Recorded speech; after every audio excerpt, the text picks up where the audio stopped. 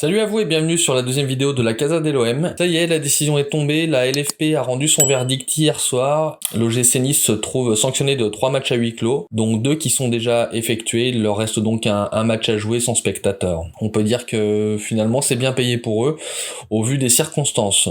Sportivement, l'OGC Nice se trouve sanctionné aussi puisqu'on leur retire 2 points, dont 1 avec sursis. Du côté de l'OM, c'est plus compliqué puisque notre équipe va disputer des matchs européens, ce qui fait que le calendrier est bien plus chargé que celui de Nice et on peut dire que c'est problématique. Au niveau des joueurs, nos 2 joueurs ont été sanctionnés. Alvaro notamment qui va être suspendu pour 2 rencontres, à se demander qui est la victime et qui est l'agresseur. Et Dimitri Payet a un match de suspension aussi avec un sursis. Notons aussi que Jacques Cardoz, le directeur de la communication de l'Olympique de Marseille, se réserve le droit de faire appel concernant la suspension d'Alvaro González. Pour rebondir sur Jacques Cardoz, lui-même trouve que la sanction elle est pas à la hauteur des événements. C'est vrai que au vu des saluts nazis, au vu de l'envahissement du stade par environ 150 supporters, les jets de projectiles, il faut quand même noter qu'il y en a eu 74 de jetés lors du match. Dont 25 sur Dimitri Payet, juste lui.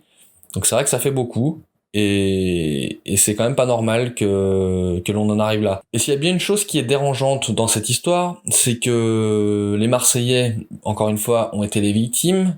On a 2 joueurs qui sont sanctionnés, tandis que du côté de Nice, même si c'est vrai, on peut pas dire que ils aient fait quoi que ce soit, les joueurs niçois, mais il y en a aucun de sanctionné. Et quid de Christophe Galtier qui aurait mis une gifle à l'un de nos dirigeants. En bref, on peut pas dire que la LFP envoie un super message à tous les jeunes qui regardent les matchs de foot. C'est vrai.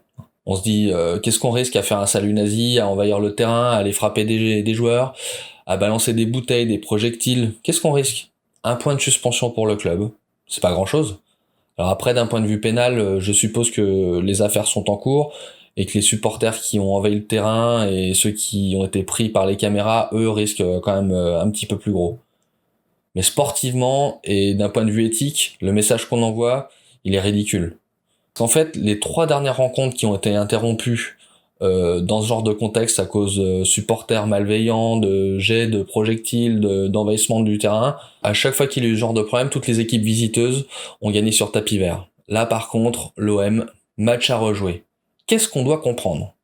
On pourrait vraiment se poser la question à savoir si on est vraiment considéré par la LFP.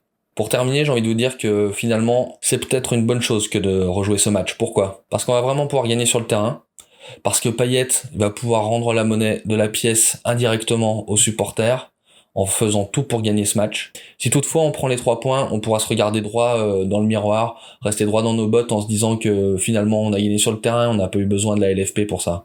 On serait bien inspiré de gagner pour rendre hommage à Jean-Pierre Rivière. Et puis c'est surtout un message fort qu'on doit faire passer, c'est que le foot passe avant la violence et passe avant les conneries des supporters qui sont complètement décérébrés. Supporter un club c'est une chose, nous par exemple on n'est pas les derniers à chambrer, mais à un moment donné faut pas dépasser les limites. Je ne suis pas là pour vous faire la morale, chacun est libre de faire comme il veut. Il est possible que l'affaire ne soit pas complètement terminée car l'OM envisage éventuellement de déposer un recours afin de contester la décision de la LFP. Peut-être que c'est une bonne idée. De mon point de vue, je dirais que je préfère gagner sur le terrain. Il faut laisser la place au sport et passer à autre chose maintenant. En tout cas, l'heure est venue pour moi de vous souhaiter une bonne tisane en compagnie de votre ami Jacques Henriot.